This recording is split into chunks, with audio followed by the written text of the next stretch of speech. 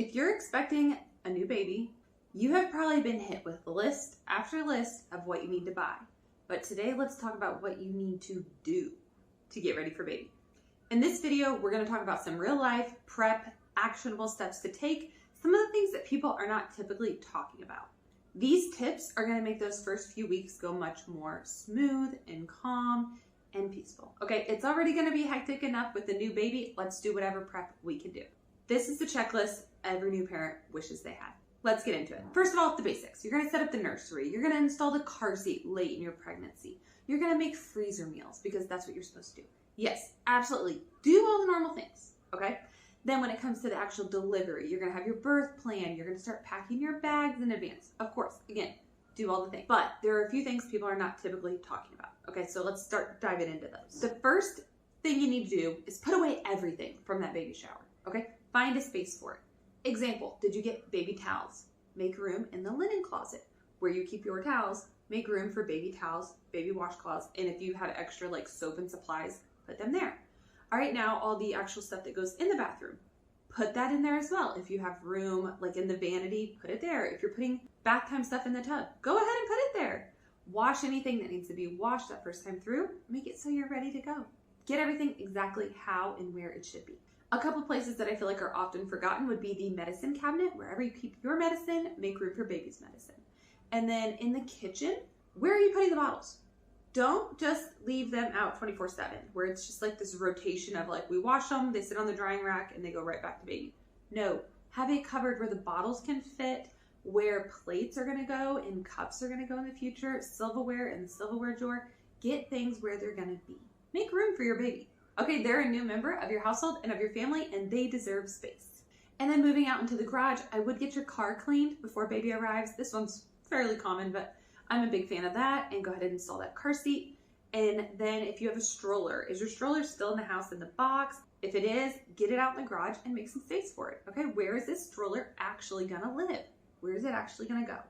All right, let's start living like our baby's here. Another tip would be mom. Get as many appointments done as you possibly can before baby arrives. So I know sometimes pregnancy limits you, but if you can do a dentist appointment, a hair appointment, again, safely of course, get those done. Maybe your car needs the tires rotated or the oil changed or even just air in the tires. Get these things done before baby comes. Your future self will thank you. Another thing to do is a huge grocery haul. Yes, I know you probably got a big old belly, but make your husband do it, get delivery, whatever the case is. It's still easier than with a baby, depending on your baby. You might have an easy baby, you might have a more difficult or challenging baby. You don't know what you're gonna get. So right now is the time to stock up on pantry staples, things like toilet paper, paper towels, get all those things put away, organized, and where they need to be. Okay, this way that in those first weeks when you go to the grocery store, if you go, you might do delivery, you might send out your husband, but if you go, you can just kind of get produce, meat, and come home. You don't have to shop the whole store. It can be hard to find time to go out between naps, diaper changes, if you're breastfeeding, even bottle feeding. Babies are they're a constant little machine of needs. All right, so with your drive time to the store, shopping time, getting home, unloading groceries, it might be nice if your shopping trips are very small and simple. When it comes to your home, I recommend knocking out any projects, okay? Anything that's been on your list, knock them out, okay? Because when you have a baby, you're gonna be tired. You can't do the projects sometimes when baby's awake. You also can't do them when they're asleep if they're noisy. All right, some projects aren't safe for babies to be around. Set boundaries for visitors. Okay, you and your partner need to relatively know who's gonna come to visit in a way and be like, okay, this person can be a problem or this person causes me anxiety. We need to keep their visit short. You know, have a general plan, but also communicate with your spouse. I have a video for dads. Check that out. I will link it. But communicate with them and make sure you're on the same page going into it, but then once you've had the baby, you could have so much postpartum anxiety. You could be so overwhelmed that you literally can't handle it. All right, you need to communicate this as easy and as direct and well as possible. One thing that my husband and I had as a limit with both of our children, when we came home from the hospital, no one was at our house. And if your family's local, that's easy, but my husband's parents are further out of town. Not too far, but also not local.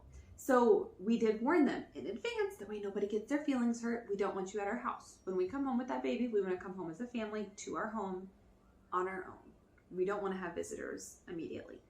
Okay, some people want a welcome home party. We did not.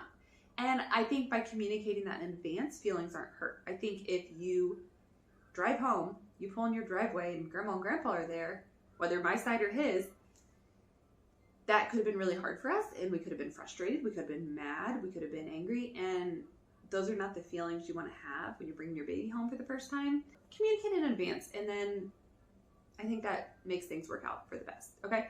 But also be able to adapt on the fly. Maybe you and your husband have like a code word. When there's a visitor, you send him a text, you give him a wink, or you say a certain word, and that means like, hey honey, it's your job to get these people out of here. I'm done. Mama's done, okay? So be clear on that.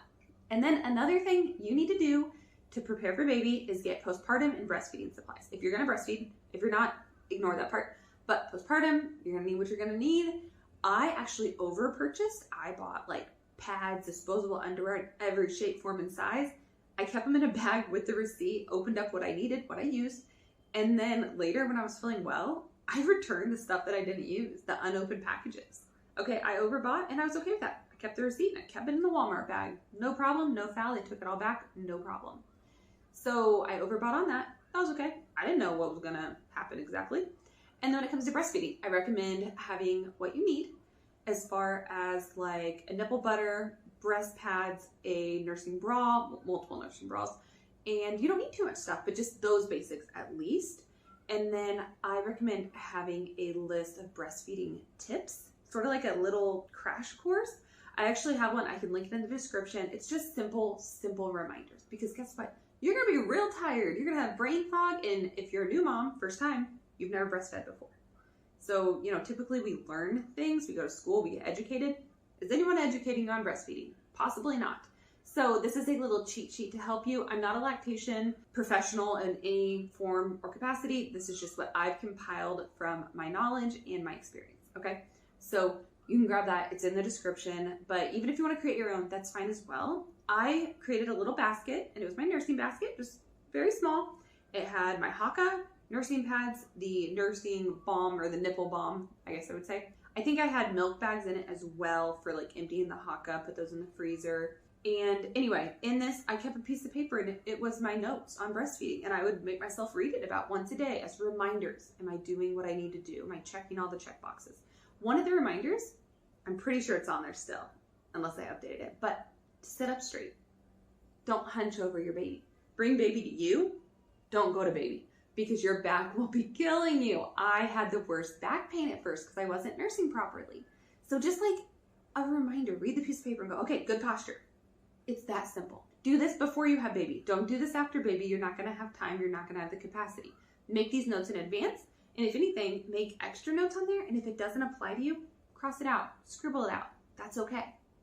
Better to be over-prepared. At least that's how I function in my world. Okay, and if you're here watching this video, that might be you as well. I do also want to say for the breastfeeding mamas, I have a whole playlist on breastfeeding videos, different tips and tricks. Okay, so check that out. It will be linked as well. Overall, bringing home baby is a huge transition.